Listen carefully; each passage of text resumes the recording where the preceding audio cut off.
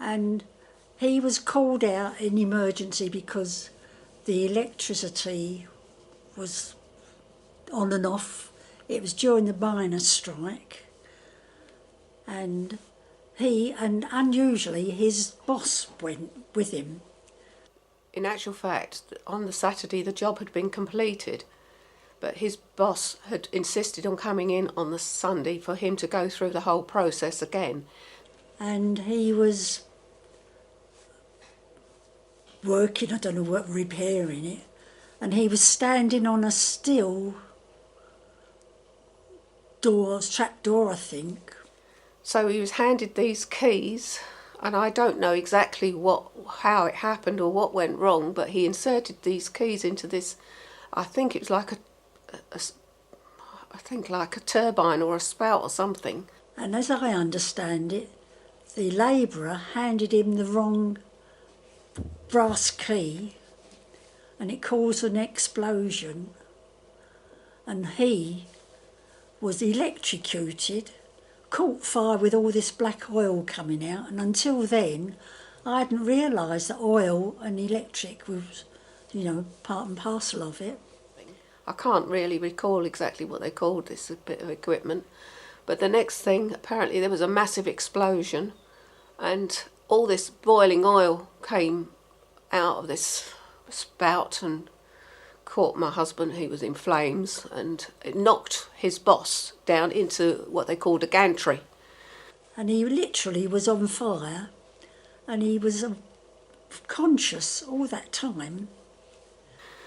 And there was junior engineers, obviously not in that particular room, but who were outside in another part of the station. They rang immediately for the fire brigade and the police, and the place was absolutely full of smoke, and my husband was in flames, and he'd obviously had about 22,000 volts go through him. How on earth he survived, we will never know. First we knew of it was when Josie, that's his wife, phoned and told my husband that Danny was being rushed to hospital, and they took him to Fulham first, but then they rushed him to East Grinstead with police escort. And my husband, who was very, very queasy, up to that moment, he only had to watch something gory on the television and he'd go white and couldn't face it. Anyway, we rushed down to Watford. In the meantime, I rang Danny's sister Marge and my brother-in-law John, and within a very short while they came over, and in the meantime there was one of the senior engineers had rung me to say he'd come over to show me he offered actually to take me down, but my brother-in-law John said no, he would take me. And John and Josie went down to East Grinstead. How it was arranged was that there was a corridor around all the little wards. And John, it done something to him, because normally he would have fainted, because when they got there, Danny was in like a tent thing, no clothes on, because he was covered in black oil, all burnt to his skin. In fact, later on, we were told it burnt to the bone. You could see his bones on his legs. Right, he was in this isolation ward. All the wards were isolated, and you couldn't go into them. You had to look through this window at them. And my husband was very heavily sedated, and it was a terrible shock to see him.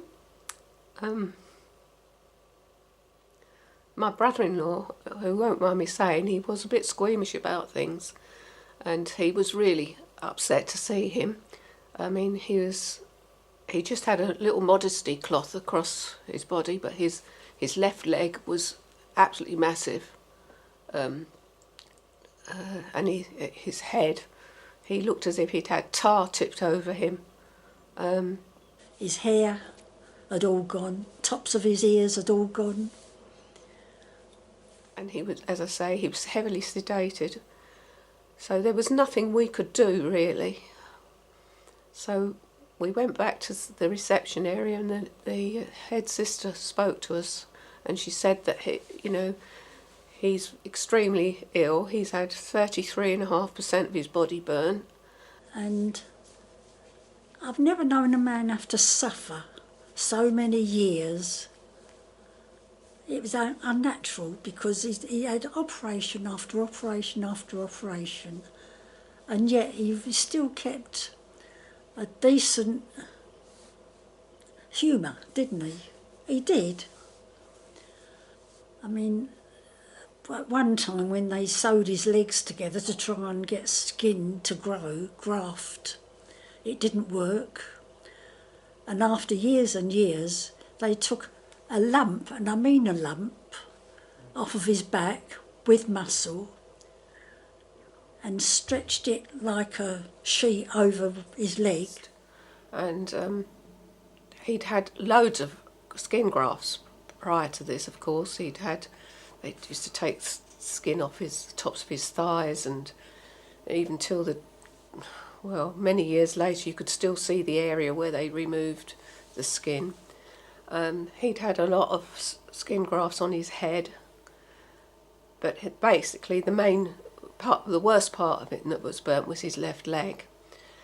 He had loads of skin grafts, but because the burns were really from below his knee, down his shin bone and round the side to his calves and everything, the skin was it was like tissue paper. And he lost one of his ears. So in later life, when he had to wear spectacles, it was a great job for him to keep a pair of glasses on. The kids were taking the mickey out of because their father wore this wig, and when we eventually plucked up courage to go into Watford, there was business things we had to sort out, going to the bank and things like that. He shuffled along. He had slippers with great holes in, cut out so that he could walk easier. The children went through an awful time, and I think, looking back, it definitely changed his personality. He used to have terrible nightmares. He accepted what they offered. He didn't want to actually go into court, and we didn't want to have an actual court case. I don't think he could have stood it.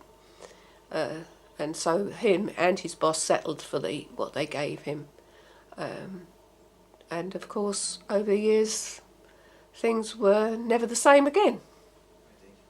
He went back to work full time in September 1972. We didn't want him to go back to work, but we was only on a certain amount of pay, and but he was determined to go back and get back into work, and he didn't retire. Finished working until he was 60, and that was in 1991. In between that time, he'd had several operations, and his health definitely was deteriorated. But he was a spirited man, because he ended up in a wheelchair, and he used to go shopping and get big shopping things.